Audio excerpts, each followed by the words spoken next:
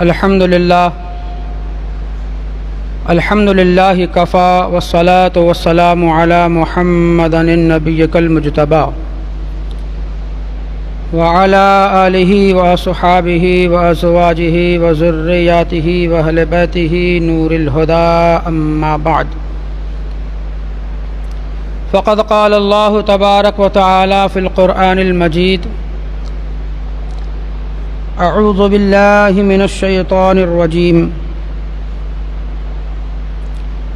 وَلَوْ أَنَّهُمْ إِذْ ظَلَمُوا أَنفُسَهُمْ جَاءُوكَ فَاسْتَغْفَرُوا اللَّهَ وَاسْتَغْفَرَ لَهُمُ الرَّسُولُ لَوَجَدُوا اللَّهَ تَوَّابًا رَحِيمًا۔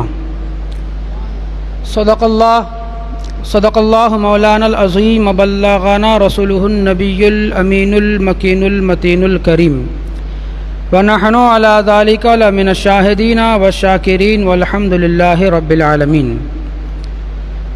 نہایت ہی عقیدت و محبت کے ساتھ بارگاہ رسالت مآب میں اپنی محبت کا نذرانہ عقیدت پیش کرے، پڑھے باواز بلند اللہم صلی علی سیدنا شفیعنا حبیبنا مولانا محمد معدن الجود والکرم وعلی آلہ وصحابہ وبارک وسلم صلاۃ و سلاما علیک یا رسول اللہ۔ ایک مرتبہ پڑھ لیجیے اللہم صلی علی سیدنا شفیعنا حبیبنا مولانا محمد معدن الجود والکرم وعلی آلہ وصحابہ وبارک وسلم صلاۃ و سلاما علیک یا رسول اللہ صلی اللہ تعالی علیہ وسلم۔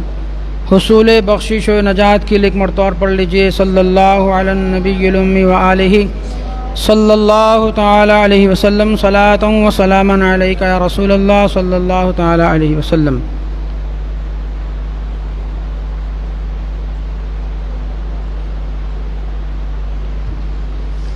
خطبہ مسنونہ کے بعد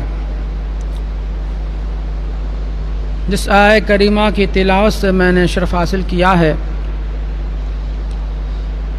انشاءاللہ رب العزت اس آیت کے ضمن میں چند ایک معروضات آپ حضرات کے گزار گوش کرنے کی سعادت حاصل کروں گا۔ دعا کرے کہ اللہ رب العزت ہم تمام کو سننے اور سنانے سے زیادہ عمل کرنے کی توفیق رفیق عطا فرمائیں۔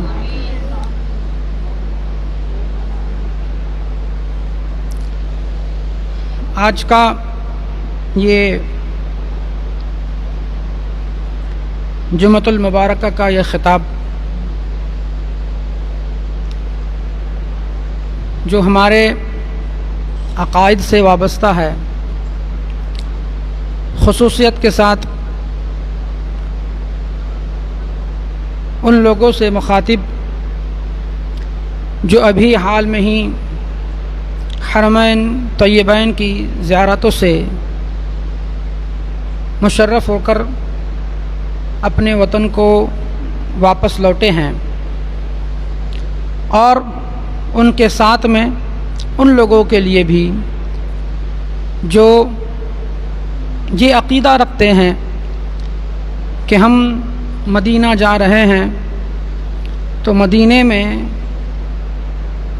نہ ریاض الجنہ کی حاضری کے لیے، نہ مسجد نبوی کی حاضری کے لیے، بلکہ ہمارا مدینہ جانا صرف اور صرف اس لیے ہے کہ ہم رسول اللہ کے بارگاہ میں حاضری دینے جا رہے ہیں۔ اب یہاں ہوتا یہ ہے کہ وہاں سے آنے کے بعد وہاں کے ماحول کو دیکھ کر، وہاں کے متوع اور جو پیسوں پہ بکنے والے ایجنٹ ہیں ان کے ذریعے سے کچھ آیتوں کا ظاہری مفہوم، کچھ آیتوں کا ظاہری مفہوم جو ان کو رٹا دیا جاتا ہے، اور احادیث کا وہ ظاہری مفہوم جو ان کو سمجھا دیا جاتا ہے، اسی کو سن کر وہ کچھ نادانشتہ لوگوں پر اپنا وار کرتے ہیں اور کامیاب ہو جاتے ہیں۔ ہمارے ماحول میں یہ ہے کہ ہم نہ پڑھتے ہیں، نہ پڑھے ہوئے لوگوں سے رابطہ رکھتے ہیں، نہ ہمیں علماؤں کی مجالس کی تڑپ ہے، نہ اس میں حاضری کا شوق ہے۔ تو ہوتا یوں ہے کہ کچھ باتیں جو ضروری ہے وہ نہ سمجھتے ہوئے، نہ جانتے ہوئے جب وہاں حاضری ہوتی ہے تو جو سمجھا دیا جاتا ہے انسان اس کو سمجھ کے واپس آتا ہے، اور پھر عقائد میں، اپنے ایمان میں، اس کے معاملات میں تزلزل پیدا ہو جاتا ہے، اور جس کی وجہ سے وہ مذبذبیت کا شکار ہو جاتا ہے۔ جب بھی حرمین طیبین کی زیارت کا ارادہ ہو تو کوشش کرے کہ اپنے علماء سے رابطہ رکھیں، ان کی سنگت اختیار کریں، ان کی مجالس میں بیٹھیں۔ بہت سے پروگرامات بھی ہوتے ہیں حج کو جانے سے پہلے، وہاں بھی جو سکھا دیا جاتا ہے تو وہ گھٹی کی طرح ان کے دل و دماغ پہ اثر کرتا ہے۔ مسجد نبوی میں بس اس غرض سے حاضر ہوتے ہیں لوگ کہ ہمیں 40 وقت کی نماز پوری کرنی ہے۔ کیا ان کا ٹارگیٹ یہی ہوتا ہے کہ ہم کو 40 وقت کی نماز پوری کرنی ہے؟ ان کبھی ایسا نہ ہوا کہ 40 وقت کی نماز پوری نہیں کر پائے تو عقیدہ یہ بٹھائے لیتے اپنے دماغ میں، خود ساختہ عقیدہ، کہ حج قبول ہی نہیں ہوگا۔ استغفر اللہ۔ جبکہ میرا امام یہ کہتا ہے ان کے طفیل خدا نے حج بھی کرا دیے، ان کے طفیل خدا نے حج بھی کرا دیے، اصل الاصول حاضری تو اس پاک در کی ہے۔ سبحان اللہ کہہ سکتے ہیں آپ لوگ، اس پہ کوئی پابندی نہیں ہے، ہاں، نہ کوئی چندہ دینا ہوگا اس پہ۔ تھوڑا بیدار رہیں گے تو بات سمجھ میں آئے گی جو کہنا چاہتے ہیں۔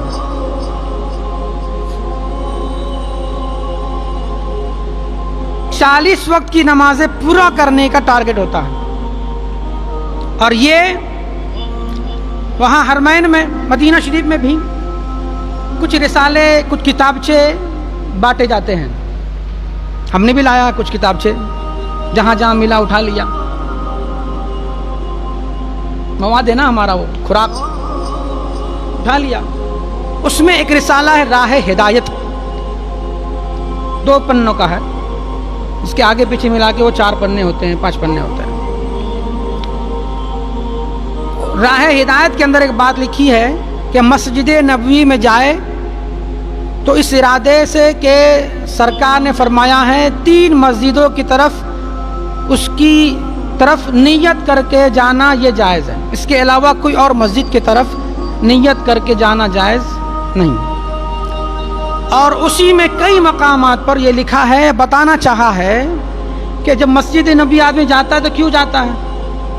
اس کا، ایمان والوں کا پہلا مقصد یہ ہوتا ہے کہ ہم رسول اللہ کی بارگاہ میں حاضری دینے جا رہے ہیں، بولو نا، ہے نا؟ اور اس رسالے کے اندر بارہا کئی جگہوں پر یہ ٹارگٹ کیا گیا ہے کہ قبر پر جانا شرک ہے، وہاں لوگ سجدہ کرتے ہیں، یہ غلط ہے، تو تم کیا کہتے ہو؟ ہم لوگ بھی کہتے ہیں۔ اور کوئی بھی پڑھا لکھا جانکار علماء کی محفل میں بیٹھنے اٹھنے والا وہاں سجدہ کرنے کو جائز نہیں، کسی بھی مزار پر اس کو حرام کہتا ہے، چاہے کسی نیت سے کرے۔ اگر تعبدی نیت سے، عبادت کی نیت سے کرے تو کفر ہے، سجدہ تعظیمی کرے تو حرام ہے، یہ ہمارا مسلک ہے۔ مگر ٹارگٹ وہاں اب مسجد نبوی میں دوسری کون سی قبر ہے؟ بتانے کی کوشش یہ ہوتی ہے کہ مسجد نبوی، مدینے کے اندر جو فوقیت سب کچھ ہے وہ کیا ہے؟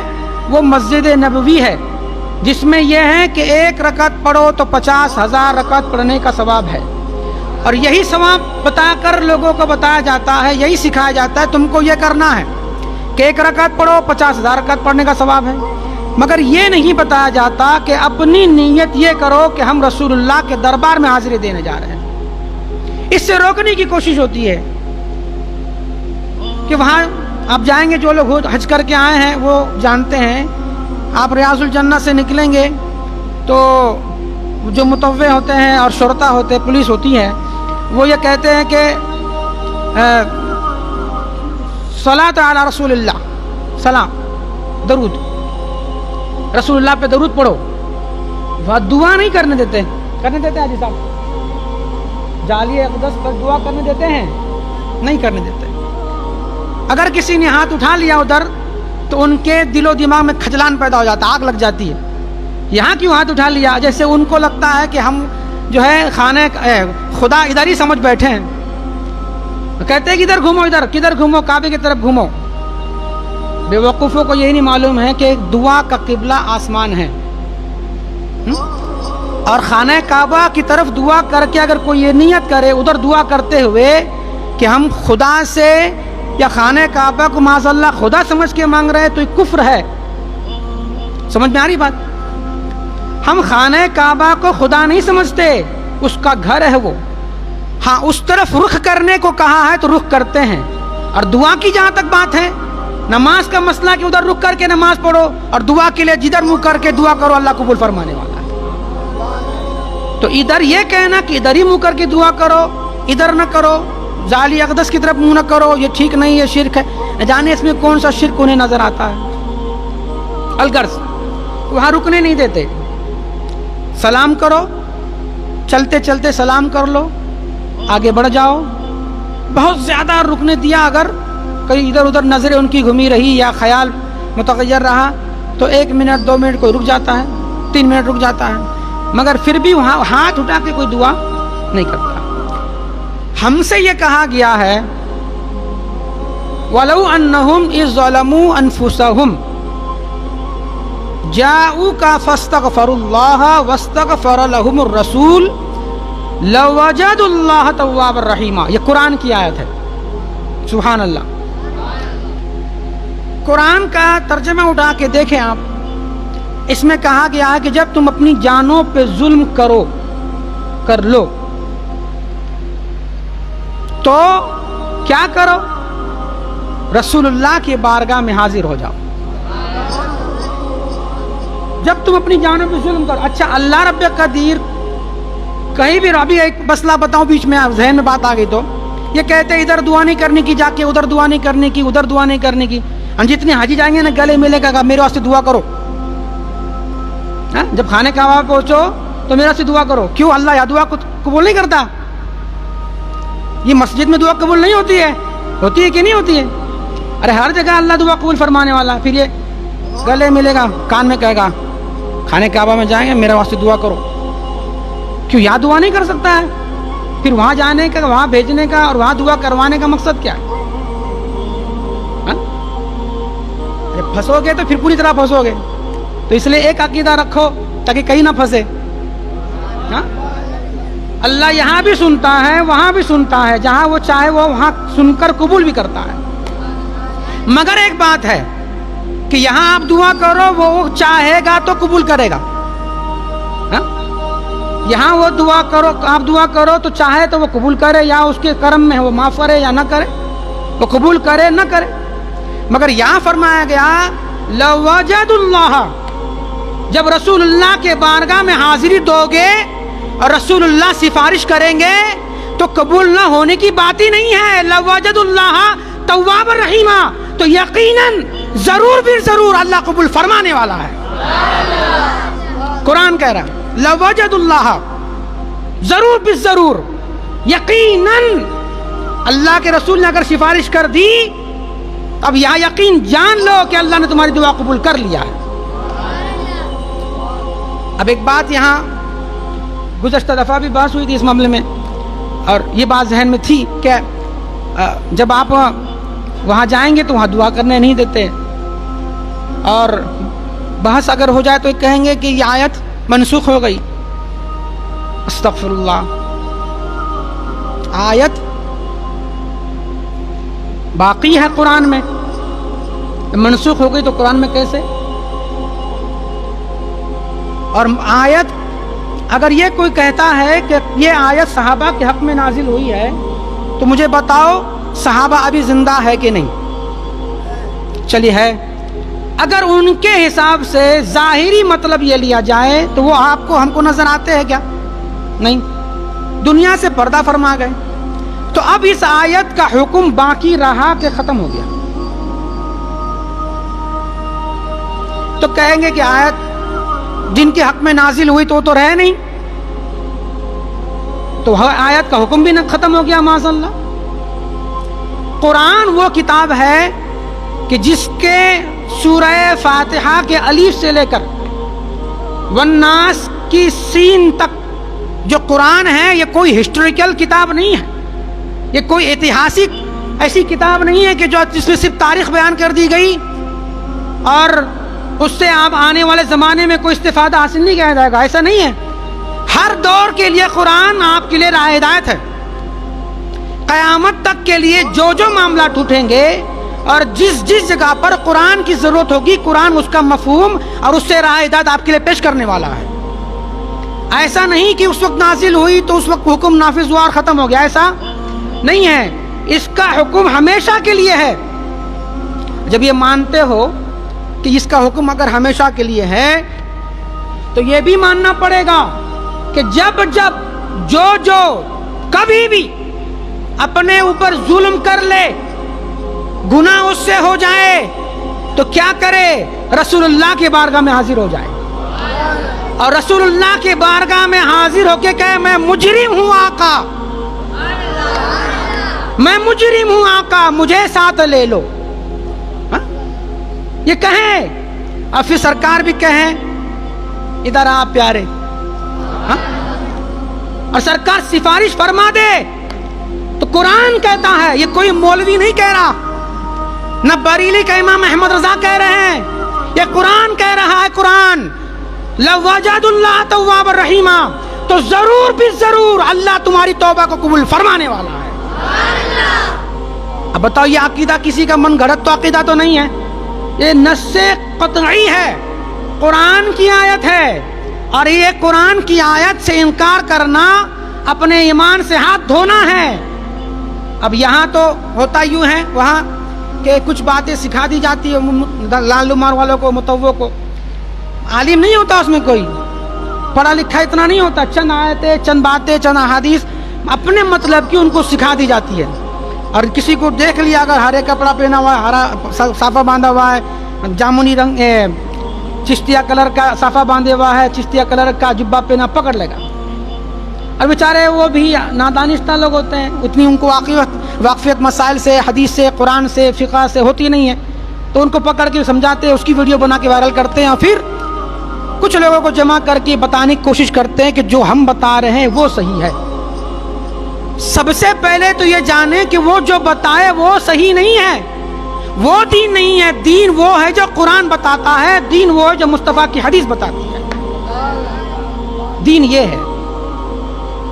قرآن نے کہا اپنی جانوں پہ ظلم کرو. ایک بات یہاں ایک اور سن لیں. دیکھیے سرکار حاضر و ناظر ہے کہ نہیں؟ سبحان اللہ، بولو نا سبحان اللہ. اچھا، گناہ اگر کوئی کر لے تو کیا حکم ہے؟ اس کو کسی کے سامنے ظاہر ہے نا حکم. گناہ ہو جائے تم سے تو اس کو اب ظاہر نہ کرو، بلکہ یہ ہے کہ جب تمہاری نماز قضا ہو جائے اور جماعت ابھی نہیں ہوئی ہے تو لوگ اگر مسجد میں بیٹھے ہوئے ہیں اور وہ سمجھیں گے کہ قضا پڑ رہا ہے تو اس وقت تک موقف رکھے. جماعت ہو جانے کے بعد یا جماعت سے پہلے کہ نیت لوگوں کی ہو جائے کہ سنت پڑھ رہا ہو، اپنی قضا پڑھو، تاکہ لوگوں کے دماغ میں بات نہ آئے کہ قضا پڑھ رہا. دکھانا نہیں ہے لوگوں کہ ہم سے یہ چھوٹ گیا.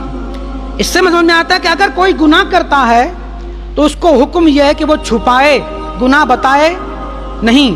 کسی کو اس پر اپنے لیے شاہد نہ بنائے، گواہ نہ بنائے. کیوں؟ کہ وہ اس نے دیکھا نہیں ہے، وہ جانتا نہیں ہے، تو گواہ مت بناؤ. مگر بات رسول اللہ کی ہے. سبحان اللہ. یہاں اللہ کہہ رہا ہے وَلَوْ أَنَّهُمْ إِذْ ظَلَمُوا، جب اپنی جانوں پہ ظلم کر لو تو رسول اللہ کے پاس حاضر ہو جاؤ اور کہو مجھ سے یہ گناہ ہوا ہے، یا رسول اللہ میں نے یہ گناہ کیا ہے، آپ اللہ کی بارگاہ میں میرے لیے سفارش فرمائیے. کیوں؟ اس لیے کہ رسول اللہ سے کچھ چھپا ہوا نہیں ہے.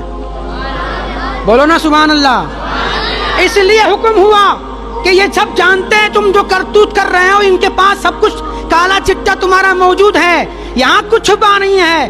وہ جہاں جو چیز چھپی ہو اور جس سے چھپی ہو وہاں جانے پہ منع ہے. یہ بارگاہ رسول ہے، یہاں کچھ آیا، یہاں کچھ چھپا نہیں ہے، یہاں سب آیا ہے. جب سب آیا ہے تو آ جاؤ، غلطی کی معافی مانگ لو اور قبول یہ کہو کہ یا رسول اللہ آپ اللہ کی بارگاہ میں سفارش کریے گے کہ میرا گناہ یہ معاف ہو جائے، اور آپ کہیں گے تو لو وجد اللہ توابا رحیما، تو یقیناً اللہ قبول فرمانے والا ہے۔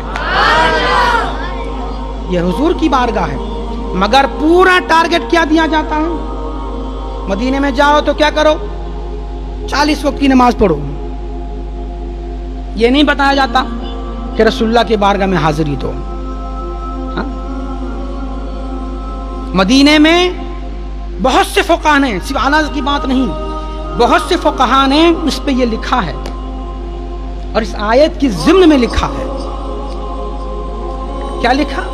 کہ جب مدینے کا ارادہ ہو تو تمہارا ارادہ مسجد نبوی کا نہ ہو، بلکہ تمہارا ارادہ روز سرکار کی بارگاہ میں حاضری دینے کا ہو۔ ایک فقیہ کا نام کیا لوں؟ بہت سے فقہاء نے، جس میں علامہ حجر عسقلانی بھی ہے، جلال الدین سیوطی بھی ہے، علامہ نبہی بھی ہے، اور بہت سے فقہاء جس کا میرے ذہن میں ان کا نام نہیں، بہت سے ایسے فقہاء جنہوں نے اس آیت کی ضمن میں یہ بات کہی، اور پھر اس کی ضمن میں، پھر اس آیت کی ضمن میں جو تفسیر پیش کی، اس کے ساتھ صحابہ کے واقعات کو نقل کیا ہے۔ سبحان اللہ۔ اور کس کتاب میں نقل کیا ہے؟ ایک کتاب ہے، جو کتاب پورے عرب میں اکثر مساجد میں جس سے ہر مسجد کا امام عرب کے مساجد میں درس دیتا ہے۔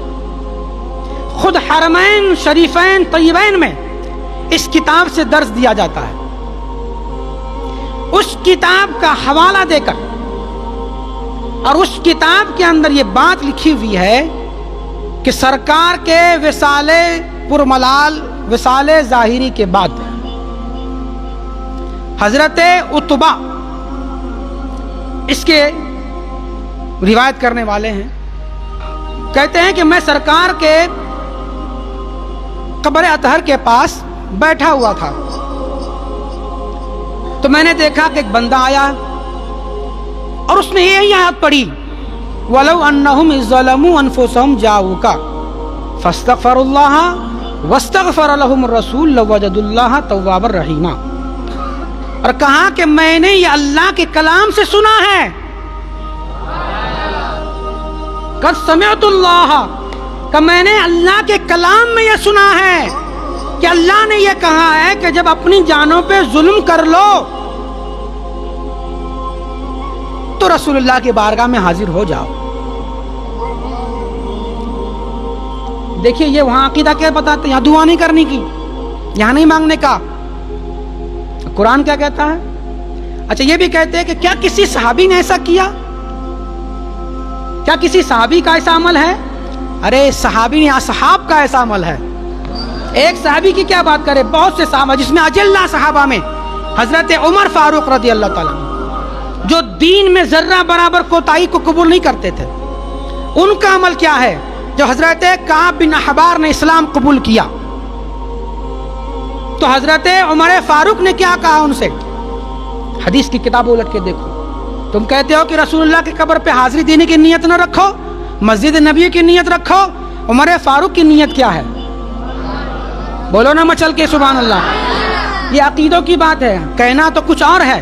ایسے حالات جو ہیں ہندوستان کے ایسے ہیں کہ کچھ ضروری دنیاوی طور پر جو ضروری بات ہے وہ کہی جائے، تاکہ اس کے حربے اس سے ہلے اور اس سے معاملات کو اخذ کر نکال کر کچھ تدابیر استعمال کی جائے، تدابیر کی جائے، مگر اس سے پہلے ضروری ہے کہ ایمان کا تحفظ ہو، ہاں عقائد محفوظ ہو۔ جب ایمان تزلزل ہوتا ہے تو ہر معاملہ ڈگمگ ہوتا ہے، مگر جب ایمان مضبوط ہوتا ہے تو بندہ اکیلا بھی ہوتا تو شیر ہوتا ہے نا۔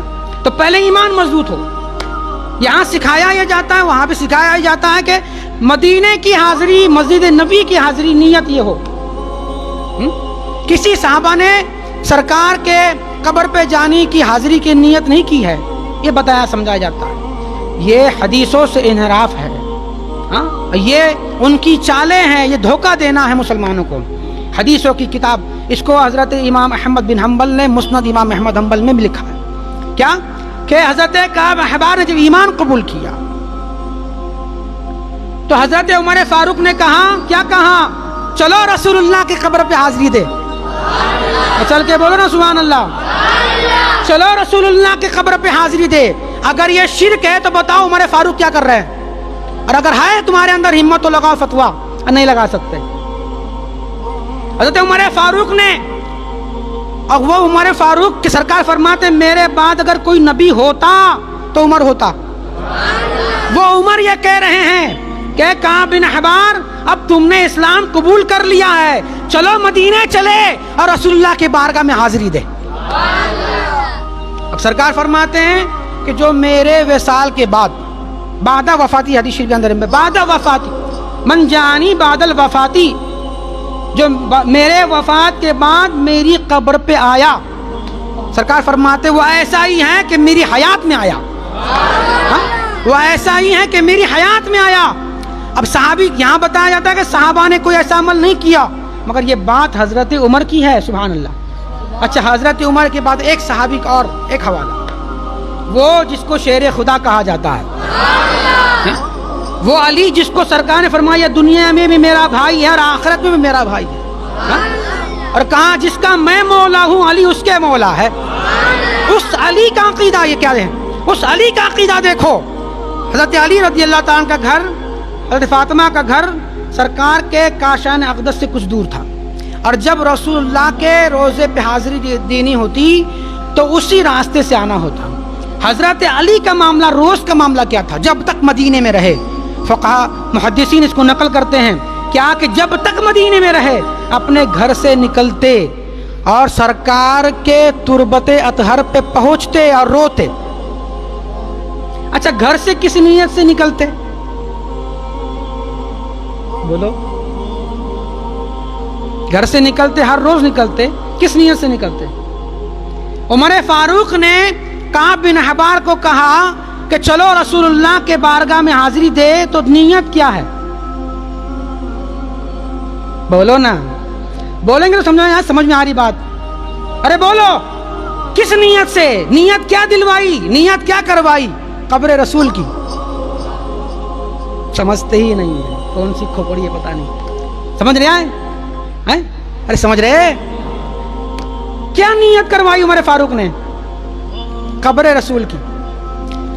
حضرت عمر فاروق صحابی ہے نا؟ ارے صحابی ہے نا؟ ارے مت ڈرو بھائی، بولو. ہے نا؟ ہے. تو حضرت عمر فاروق نے کیا نیت کروائی کعب بن احبار کی؟ اب ان کا عقیدہ مانو گے، ان وہابیوں کا عقیدہ مانو گے کہ صحابی کا عقیدہ مانو گے؟ صحابی کہہ رہے ہیں کہ جب ارادہ کرو قبر رسول کا، اور وہ صحابی تو سارے جنتی، ہر صحابی جنتی ہے. اور صحابہ میں جو ڈگری ہے عمر فاروق کا اعلیٰ مقام ہے. حضرت عمر فاروق کہہ رہے ہیں کہ ارادہ کرو قبر رسول پہ حاضری دینے کا. تو عقیدہ تو یہ صحیح ہوا نا کہ ارادہ جب ہو مدینے کا تو ارادہ کیا ہو؟ حاضری دربار مصطفیٰ صلی اللہ علیہ وسلم. حضرت علی گھر سے نکلتے ہیں روز، نیت کیا کرتے ہیں؟ مسجد کے محراب کو دیکھنے جا رہے ہیں، مسجد کا مصلی دیکھنے جا رہے ہیں، مسجد کے معاملات کیا ہے یا جو ہے قبر اطہر پر کیا معاملات ہے وہ دیکھنے جا رہے ہیں. کس نیت سے نکل رہے گھر سے؟ بولو نا بھائی، کس نیت سے؟ قبر رسول پہ حاضری دینے کے لیے. سبحان اللہ. تو حضرت علی کا بھی عقیدہ یہ ہے کہ گھر سے جب ارادہ کرو تو دربار مصطفیٰ میں جانے کا نہیں ارادہ کرو. اور ایسا ارادہ کرنا نہ شرک ہے نہ کفر ہے، بلکہ یہ طریقہ تو صحابہ کا ہے. اور سرکار فرماتے ہیں میری امت میں 73 ہوں گے، 73 میں سے 72 جہنمی ہوں گے، ایک جنتی ہوگا. پوچھا گیا کون جنتی ہوگا؟ سرکار نے فرمایا جس پر میں اور میرے صحابہ ہوں گے وہ جنتی ہے. تو عمر کا عقیدہ بھی یہ ہے کہ جب مسجد نبی کا ارادہ ہو تو ارادہ مصطفیٰ کی قبر پہ جانے کا ہو. حضرت علی کا بھی عقیدہ یہ ہے. ان کے علاوہ بہت سے صحابہ کا عقیدہ یہ ہے کہ قبر رسول پر حاضری دی جائے जाए, उस नियत पर, इस नियत को दिल में रखकर फिर वहां दरबार में हाजिरी दी जाए। तो मुझे बताओ, सरकार ने जो फरमाया है 73 होंगे, 72 जहन्नमी होंगे, एक जन्नती होगा, तो तुम्हारा दिल अब जवाब कह देता है, जवाब ये देगा कि मा अना अलैहि व सहाबी, जिस पर मैं हूँ और मेरे सहाबा है वो जन्नती है। तो अल्हम्दुलिल्लाह हमारा अमल सरकार के बोली पर भी है और सहाबा के करतूत पर भी है, सहाबा के अमाल पर भी है, उनके मामलात पर भी है और सरकार की हदीसों पर भी है कि सरकार ने जो जो कहा हर सुन्नी उसको भी मानता है और सहाबा ने जो तरीका बताया उसको अपनाता भी है। अकीदा समझ में आ गई बात कि कब्र रसूल का इरादा करना शिर्क नहीं है? आगे समझ में? अच्छा, एक आपके ज़ौक़ के लिए एक बात कहूँ, वक्त है क्या? है वक्त? आपके ज़ौक़ के लिए सहाबा का दौर है, सहाबा का, सुभान अल्लाह, सहाबा का दौर है। एक सहाबी या ताबई, उसमें से कोई हज़रत उतबा, वो बैठे थे, ये इसलिए कहा कि मुझे नहीं मालूम, ज़हन में नहीं मेरे कि वो सहाबी है ताबई, इसलिए कहा। वो बैठे हैं सरकार के दरबार में, कब्र रसूल के पास, सुभान अल्लाह, वहाँ बैठे हैं। जाना तुम शिर्क फतवे लगा रहे हो, सहाबा तो वहाँ बैठ रहे हैं, बैठे हैं। तो एक बंदा आया और आकर कब्र रसूल पर धड़ाम से गिर गया और सरकार के कब्र अतर की मिट्टी अपने सर पे डालने लगा, सुभान अल्लाह, कब्र रसूल की मिट्टी अपने सर पे डालने लगा। एक प्यारी बात जहन में आ गई अचानक से, कहूँ क्या? बहुत प्यारी, ईमान ताज़ा हो जाएगा। उसको मदीने में जब बैठे थे गुंबद खजरा के साए में, तो वो एक क्लिप सुनी, छोटी सी क्लिप है 2 मिनट की, कि एक दफ़ा सरकार के रोज़े अतहर में एक परिंदा कबूतर चला गया और वो मर गया। क्या हुआ? मर गया। तो उलमा से फतवा पूछा गया कि अब ये सरकार के तुर्बत अतहर के पास कौन जाएगा? ये बात की बात है, कौन जाएगा? तो किसी ने कहा कि ऐसा आदमी हो जिससे गुनाह हुआ ही ना हो, जो गुनाह से कोसों दूर है, ऐसे आदमी को भेजा जाए। तफ्तीश की गई, बहुत छानबीन की गई, तो ऐसा कोई नज़र तो नहीं आया। तो उलमा ने फतवा दिया कि एक छोटे बच्चे को वहाँ भेजा जाए, और वो भी इस खानदान से हो कि उनका खानदान नेक हो, मुत्तकी हो, परहेजगार उनके घर के अफराद हो। ढूंढा गया तो एक खानदान ऐसा मिला, उसमें से एक बच्चे को लिया गया, सुभान अल्लाह, कुर्बान जाओ उस बच्चे की किस्मत पर, कहो ना सुभान अल्लाह। सरकार के तुर्बत अतहर के पास उस बच्चे को भेजा गया, उस मरे हुए कबूतर को लाने के लिए। जब वो कबूतर लेकर वापस लौटा तो उसने कहा, वल्लाह वल्लाह, मैं अल्लाह की कसम उठा के कहता हूँ, मैं अभी हुजूर की बारगाह से आ रहा हूँ, मैंने हुजूर को जिंदा देखा है। बोलो ना सुभान अल्लाह मचल के, मैंने हुजूर को जिंदा देखा है, सुभान अल्लाह।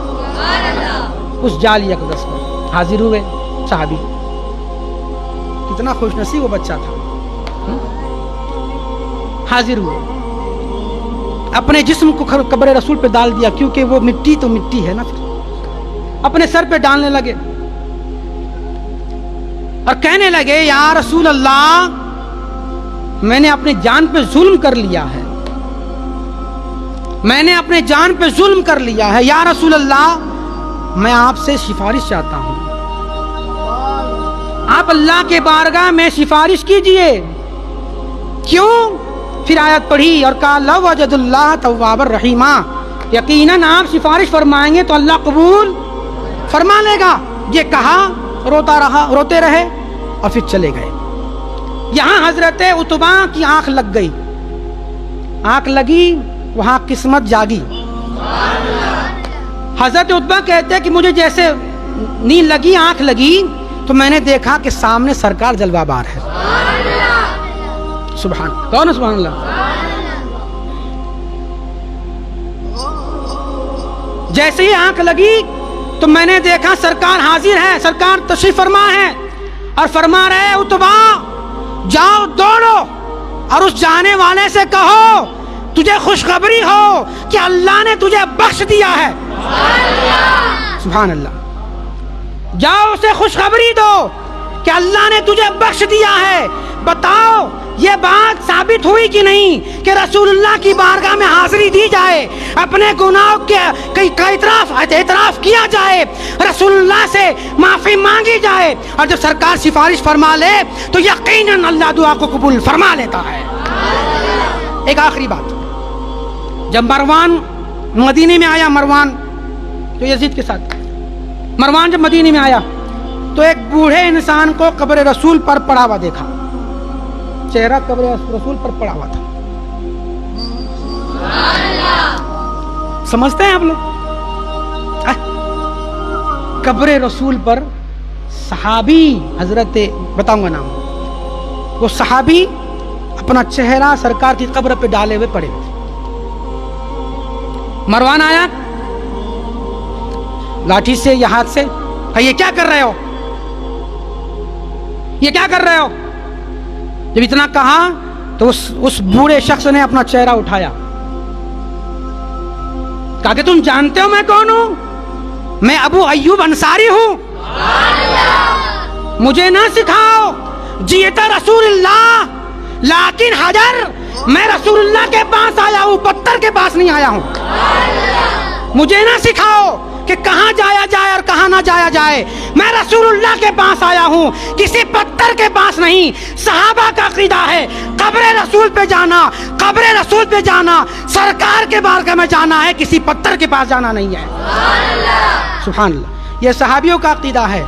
اور آج وہابی عقیدہ دیتا ہے کہ حضور کی بارگاہ میں نہ جاؤ، یا جاؤ تو صرف سلام کر کے نکل جاؤ، وہاں کچھ مانگو نہیں، دعا نہ کرو۔ مگر پورے صحابہ کا وقت اتنا نہیں ہے، نہیں تو پھر بچ جائیں گے 3۔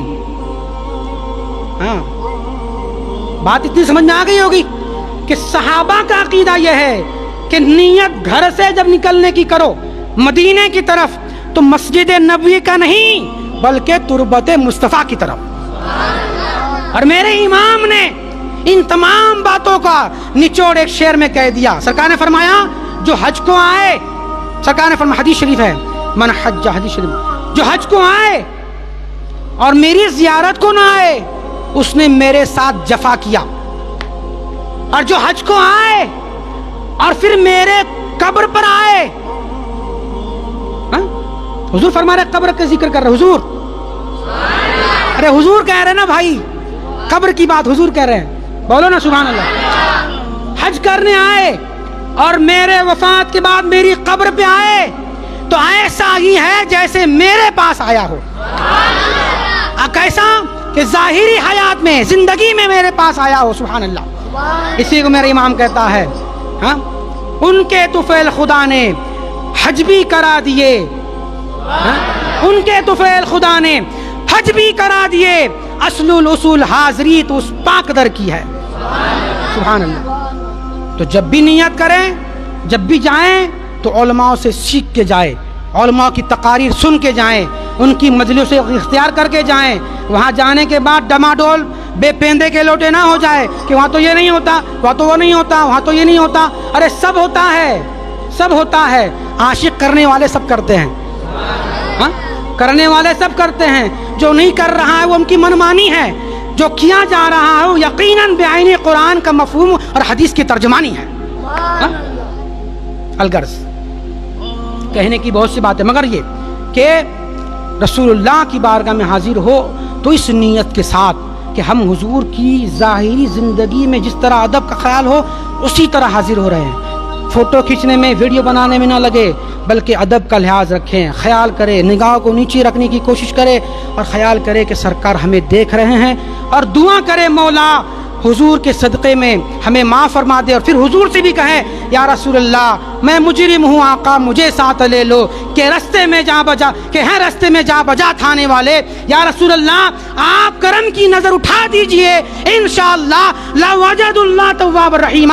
اللہ کی شان یہ ہے کہ وہ چاہے تو یہاں مسجد میں دعا قبول کرے نہ کرے، آپ کسی مسجد میں اور جائیں دعا قبول ہو نہ ہو، کسی اور مجلس میں دعا قبول ہو نہ ہو، مگر قرآن یہ کہہ رہا ہے لوجد اللہ تواب الرحیم، رسول اللہ کی بارگاہ ہوگی، تم دعا کرنے والے ہوگے، سرکار سفارش فرمائیں گے، قرآن کہتا ہے لوجد اللہ تواب الرحیم، تو ہم ضرور بھی ضرور تمہاری دعا کو قبول کرنے والے ہیں۔